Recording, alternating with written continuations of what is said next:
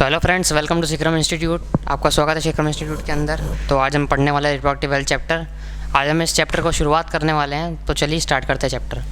Reproductive health ये आपके NCERT book का ह्यूमन रिप्रोडक्शन के बाद वाला टॉपिक है। इसमें आपको ह्यूमन रिप्रोडक्शन का थोड़ा सा बेसिक आना चाहिए चैप्टर का, कि ह्यूमन रिप्रोडक्शन एक्चुअल में होता क्या है।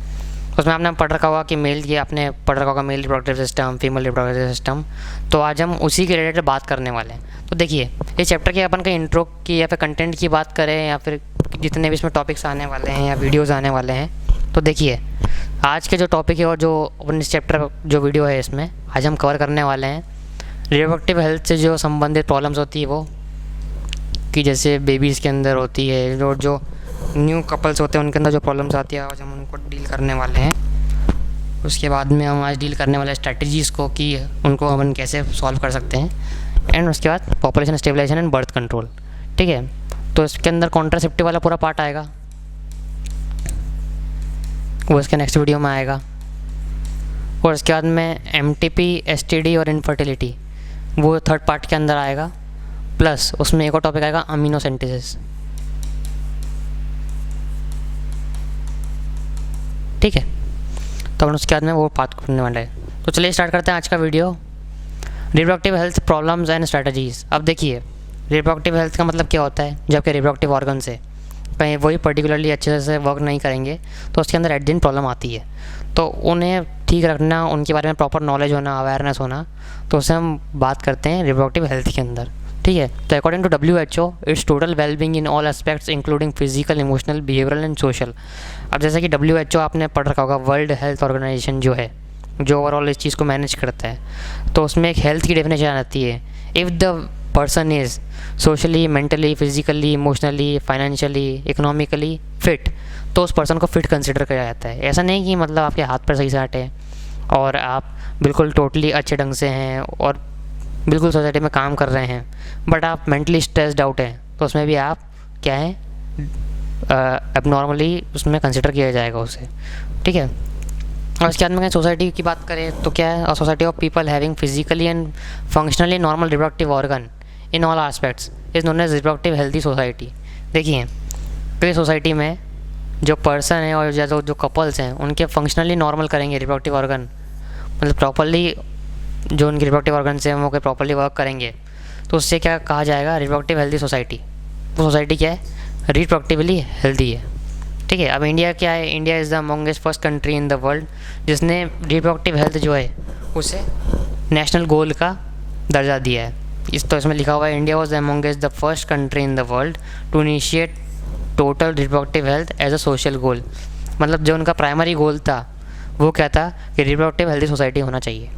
ठीक है, अब इसके बाद में अपन पढ़ते हैं कि क्यों होना चाहिए। The reproductive and child health care program RCH जो है, ये नीट का क्वेश्चन है, नीट में ये क्वेश्चन आ चुका है कि RCH क्या है। तो जो RCH है वो गवर्नमेंट प्रोग्राम है एक। RCH के अंदर कितने क्या बताया, awareness and among people about आपका reproductive health. Reproductive healthy society बनाने के लिए लोगों को रिप्रोडक्टिव जो आपके ऑर्गन्स है उसका नॉलेज होना बिल्कुल ज़रूरी है। ठीक है, अब इसके बाद की स्लाइड में अपन कहीं पढ़े तो स्ट्रैटेजीज़ वगैरह अपन ने पढ़ी। अब प्रॉब्लम क्या है, इंडिया में प्रॉब्लम मेजरली आती क्या है। अब जैसा कि आपको पता है कि जो इंडिया है वह इकोनॉमिकली थोड़ा सा वीकर सेक्शन में आता है। यहाँ पे जो रूरल जो यहाँ पे चीज़ें हैं वो ज़्यादा है बजाय अर्बन के। मतलब यहाँ पे जो लोग हैं वो गरीब ज़्यादा हैं, उन्हें नॉलेज नहीं है, उन्हें प्रॉपर एजुकेशन नहीं है। तो इसलिए क्या है, India is facing problem of over population. अब जैसे कि आज के टाइम पे जैसे RCH प्रोग्राम जो रनिंग है उसमें एक स्लोगन यूज़ किया जाता है, हम दो हमारे दो। तो उसमें क्या है, 2 चिल्ड्रन पॉलिसी है। अब चाइना में तो क्या है, एक्चुअल में 1 चिल्ड्रन पॉलिसी है, यहाँ पे 1 चिल्ड्रन से ज़्यादा बेयर कर नहीं सकते, लेकिन इंडिया में क्या है 2 चिल्ड्रन पॉलिसी है। तो दैट्स वाई इंडिया ने क्या करा, ओवर पॉपुलेशन की जो प्रॉब्लम है उसको झेला। बहुत सारे गांव देहात जो होते हैं या रूरल एरियाज़ जो होते हैं वहाँ पे क्या है, आज भी चाइल्ड मैरिज का चलन है। मतलब वहाँ पे क्या है, जब बच्चे प्यूबर्टी की एज में आते हैं, मतलब समवेयर अराउंड 10 to 15 ईयर्स उनकी मैरिजेज हो जाती हैं। तो उसके अंदर क्या होता है, चाइल्ड मैरिज कहीं प्यूबर्टी में है तो उन्हें पहले प्रॉपर नॉलेज नहीं है कि रिप्रोडक्टिव हेल्थ क्या होती है, रिप्रोडक्टिव ऑर्गन्स का क्या फंक्शन होता है। तो उन्हें उस चीज़ का नॉलेज नहीं, तो वो किस चीज़ में आगे कंसिडर होती है, रिप्रोडक्टिव प्रॉब्लम्स के अंदर बहुत सारी बीमारियाँ होती है।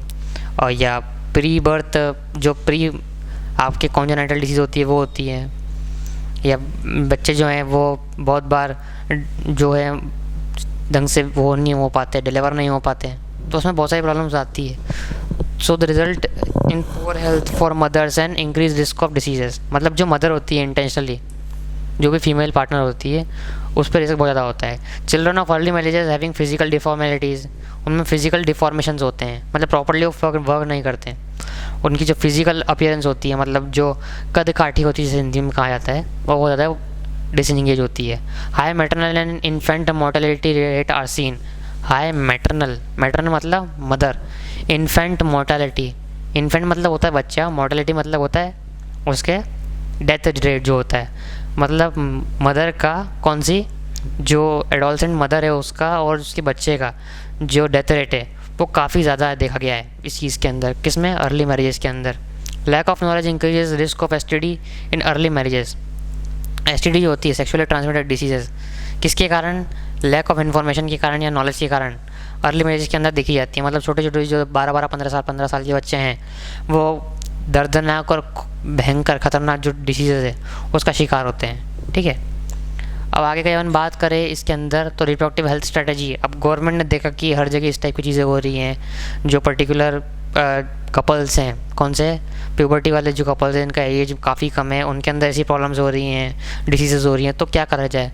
तो उन्होंने इसमें करा कि to provide right information about sex related aspect, उन्हें प्रॉपर नॉलेज दिया जाए, प्रॉपर ट्रेनिंग करी जाए। अब आप देखेंगे जैसे भी कि पर्टिकुलरली जो किसी अपन ने बात करी कि एक फैक्ट्री है, उसके अंदर हमको कुछ वर्कर्स को एम्प्लॉय करना है, तो उसमें आप या तो 2 टाइप के एम्प्लॉयज़ होते हैं, एक होता है फ्रेशर, दूसरा होता है आपका स्किल्ड एम्प्लॉय। तो कहीं आप फ्रेशर को ही स्किल दी जाए, कि फ्रेशर को अपन ने अच्छी स्किल दी तो अच्छे से काम करेगा। तो देखिए राइट इन्फॉर्मेशन कहीं कपल्स को दी जाए सेक्स रिलेटेड एस्पेक्ट में तो उन्हें हेल्प करेगी, जिससे क्या होगा?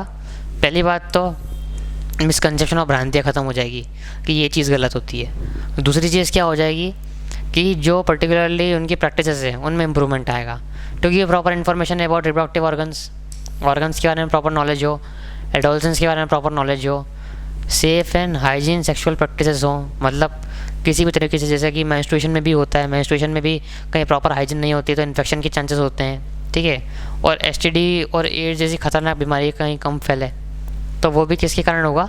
अवेयरनेस के इससे। मतलब जब तक लोग इसकी चीज़ की बात नहीं करेंगे, अब आप देखते जैसे कि जो भी हॉट टॉपिक या ट्रेंडिंग होता है उसकी ज़्यादा से ज़्यादा बातचीत की जाती है, उसके ऊपर ज़्यादा से ज़्यादा इन्फॉर्मेशन दी जाती है, तो वो टॉपिक ट्रेंड करता है। कहीं इसके बारे में कहीं ज़्यादा इन्फॉर्मेशन दी जाएगी तो ये टॉपिक भी हर किसी के पास जाएगा, उससे इस चीज़ का नॉलेज होगा, तो क्या होगा? वो इंटेंशनली जो इस टाइप की खतरनाक बीमारी है एसटीडी और एड्स, उससे वो बच पाएगा। ठीक है, population explosion and birth control. देखिए इसमें 2 टर्म्स इंक्लूडेड है, एक है आपका पॉपुलेशन एक्सप्लोजन और दूसरा है बर्थ कंट्रोल। पॉपुलेशन का एक्सप्लोजन मतलब अब देखिए इंडिया जो है आज की तारीख में टॉप 5 हाईएस्ट पॉपुलेशन वाली कंट्रीज़ के अंदर स्टैंड कर रहा है। और बर्थ कंट्रोल कुछ मेजर्स दिए जाते हैं इसके अंदर, जैसे कॉन्ट्रासेप्शन जो मेथड आपका दे रखा है उस पर कल की वीडियो बनेगा पूरा सेकंड टॉपिक में। ठीक है, तो 1900 के आसपास the world population was around 2000 million, by it rocketed about 6 billion. मतलब 2 से डायरेक्ट 6 पे मतलब 3 गुना पॉपुलेशन हो गई। कितने में? सिर्फ 100 सालों के अंदर, मतलब 1900 से 2000 के अंदर 6 बिलियन हो गई पॉपुलेशन। इसमें क्या है? India population was near by about 350 million. 350 million India की पॉपुलेशन थी और इंडिपेंडेंस के बाद वो कितने? 1 बिलियन क्रॉस कर गई। आप समझ सकते हैं काफ़ी बड़ा फिगर है ये। ठीक है, तो अकॉर्डिंग 201 सेंसस रिपोर्ट, 201 में सर्वे किया गया, वो एक रिपोर्ट बनाई गई, तो उसमें क्या करा गया? Our population growth rate was less than by 2%। किसमें? 2000 से 1000 सालों के अंदर the rate which our population could not double rapidly. ये लाइन क्या बोल रही है? 2001 में सेंसस किया गया कि पॉपुलेशन कितनी है और एट द एंड पता क्या किया गया कि जो पॉपुलेशन है वो डबल हो गई। आज भी कई बात करें तो पॉपुलेशन काफ़ी है इंडिया की और उस पर कंट्रोल करना बहुत ज़्यादा इंपॉर्टेंट है, क्योंकि देखिए लैंड तो सेम ही है, जबकि ज़मीन तो सेम ही है, खाना भी ज़मीन पे ही निकलता है। तो जो आपका पर्टिकुलरली जो आपके रॉ रिसोर्सेज हैं, रिसोर्सेज जो हैं वो है लिमिटेड। अब जितनी ज़्यादा पॉपुलेशन बढ़ती जाएगी तो उतने ज़्यादा रिसोर्सेज बढ़ते जाएंगे, और कई रिसोर्सेज बढ़ते जाएंगे तो पॉपुलेशन डिमांड करेगी ना। ज़्यादा लोग मतलब ज़्यादा खाना, कम लोग मतलब कम खाना, सीधी सी बात। ठीक है, अब उसके बाद अपन बात करें कंट्रोलिंग मेजर्स। अब कैसे कंट्रोल कर सकते हैं? अब जैसे कि जो दूसरी कंट्रीज है, एग्जांपल चाइना में 1 चिल्ड्रन पॉलिसी है, मतलब कहीं वहाँ पे एक ही बच्चा हो, कहीं पेरेंट्स ने दूसरा बेबी कहीं कंसीव करने का ट्राई करा, तो उसमें कुछ ना कुछ लीगल ऑब्स्ट्रक्शन होते हैं। तो motivation to use contraceptive for smaller families to avoid unwanted pregnancies. ठीक है, कॉन्ट्रासेप्शन की बात करी गई है, कॉन्ट्रासेप्टिव मेथड्स की बात करी गई है, तो अपन नेक्स्ट वीडियो में पढ़ेंगे। लेकिन मैं आपको थोड़ा सा उसका इंट्रो दे देता हूँ। कॉन्ट्रासेप्टिव मतलब which prevent fertilization, which prevents pregnancy, which prevent pregnancy. तो प्रेगनेंसी इनहिबिटर होता है, प्रिवेंट प्रेगनेंसी, और प्रेगनेंसी को इनहिबिट करता है, रोक देता है, तो उसे हम बोलते हैं contraceptive. Statutory rising for marriage age, marriage की जो एज है उसे फिक्स कर देना चाहिए। फीमेल्स के लिए हो गई 18 ईयर्स एंड मेल्स के लिए हो गई 21 ईयर्स। इसे उन्होंने फिक्स कर दिया है कि इससे कम कहीं कुछ मैरिज होगा तो उसमें गवर्नमेंट कुछ ना कुछ स्ट्रिक्ट एक्शन लेंगे। Aware people about a slogan हम दो हमारे दो। मैंने आपको पहले बताया था कि एक स्कीम बनाई गई reproductive child health care program के अंदर कि हम दो हमारे दो, मतलब a couple is having 2 children only. ठीक है, 2 बच्चे से ज़्यादा नहीं करना चाहिए। V2R2 इसको इंग्लिश में बोला जाता है। Many couples have also adopted 1 child norm. बहुत से जो कपल्स हैं उनने 1 चाइल्ड नॉर्म को भी एक्सेप्ट करा है। ठीक है, इसके बाद में रीजन्स फॉर पॉपुलेशन एक्सप्लोजन, कि जो इतनी पॉपुलेशन बढ़ी है इतने सालों के अंदर वो कैसे बढ़ी है, उसके जो मेन पैरामीटर्स है वो क्या है। Increase health facilities and better living condition. अब देखिए, कहीं हेल्थ फैसिलिटीज़ अच्छी मिलेगी और कंडीशन का लिविंग की अच्छी मिलेगी। तो इसको मैं आपको एक बहुत अच्छा एग्जांपल से समझाना चाहूँगा। आपने कहीं एक पेट को अडॉप्ट करा, आपने स्ट्रीट डॉग और नॉर्मल डॉग देखा ही होगा, घर का कुत्ता और बाहर का कुत्ता जो सड़क पे घूमता है। घर का जो कुत्ता है, जो पर्टिकुलर डॉग है, पेट, उसे आप जितनी अच्छी कंडीशंस रखेंगे, जितना उसे प्रॉपर ट्रीटमेंट रखेंगे, प्रॉपर डाइट देंगे, तो उतनी अच्छी उसकी ग्रोथ होगी। लेकिन जो डॉग बाहर स्ट्रीट पे है, जो सड़क पे वो जो डॉग है, उसकी क्या कंडीशन होगी, उसे कहीं ना कहीं से खाना ढूंढना पड़ेगा, उसका कोई ट्रीटमेंट भी नहीं होगा, उसकी कोई टेक केयर भी नहीं होगी। तो क्या है, जब पहले जो रूरल इंडिया थी, जब वहाँ पे प्रॉपर हेल्थ फैसिलिटीज़ नहीं थी, प्रॉपर खाना नहीं था, तो क्या था, पहले पॉपुलेशन कम थी। अब जैसे ही वहाँ पे हेल्थ फैसिलिटीज़ इनहेंस हुई, पॉपुलेशन एक्सप्लोजन हुआ, क्या हुआ, हेल्थ फैसिलिटीज़ को इम्प्रूव कर दिया गया, लिविंग कंडीशन बढ़िया हो गई, खाना अच्छा मिल रहा है, सब कुछ हो रहा है, तो क्या एट दी एंड पॉपुलेशन भी बढ़ रही है। ठीक है, increase in number of people. ठीक है, कायम है रिप्रोडक्टिव एज में। अब देखिए, एज 3 टाइप की होती है। एक होता है आपका चाइल्ड वाला एज, छोटा वाला। एक होता है आपका मेजरली किस चीज़ वाला एज, जो आपका होता है वर्किंग कंडीशन वाली जो एज होती है, जो रिप्रोडक्टिवली एक्टिव होती है, और लास्ट में होता है ओल्ड। तो इन दोनों को तो कंसिडर करता ही नहीं है। ठीक है, सिर्फ वर्किंग वाली वो कंडीशन को कंसिडर करते हैं। तो वर्किंग कंडीशन जो है इंडिया में, वो यंगस्टर्स जो हैं, जो यूथ है, वो ज़्यादा है। सो देयरफॉर पॉपुलेशन एक्सप्लोजन का कारण एक ये भी है। Rapid decline in death rate, मतलब रैपिड डिक्लाइन कायम है डेथ रेट के अंदर, मतलब मौतें कम हो रही हैं, और जो आपका जो मैटरनल मोर्टेलिटी है, MMR इसको हम बोलते हैं, maternal mortality rate and infant mortality rate, इनके अंदर क्या गिरावट है, इनके अंदर बहुत ज़्यादा गिरावट है। तो जब इनमें गिरावट आएगी तो क्या होगा, बर्थ में क्या आएगा, बढ़ोतरी आएगी। जो बर्थ आपके हैं वो इंटेंशनली बढ़ जाएंगे। ठीक है, इसके बाद अपन बात करते हैं कॉन्ट्रासेप्टिव मेथड्स की। तो कॉन्ट्रासेप्टिव मेथड्स जो वाला जो टॉपिक और जो वीडियो है वो इसके अंदर अपन नेक्स्ट में कंसिडर करेंगे। सब्सक्राइब करें शिखरम इंस्टीट्यूट वाले चैनल को, और 10th 11th 12th के जितने भी वीडियोज़ के जो कोर्सेज़ के जो लिंक है वो आपको डिस्क्रिप्शन में मिल जाएंगे। मिलता हूँ मैं आपको उसके नेक्स्ट वीडियो में, तब तक स्टे ट्यून।